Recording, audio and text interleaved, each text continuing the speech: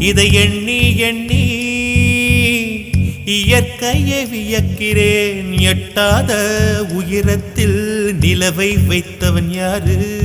பெண்ணே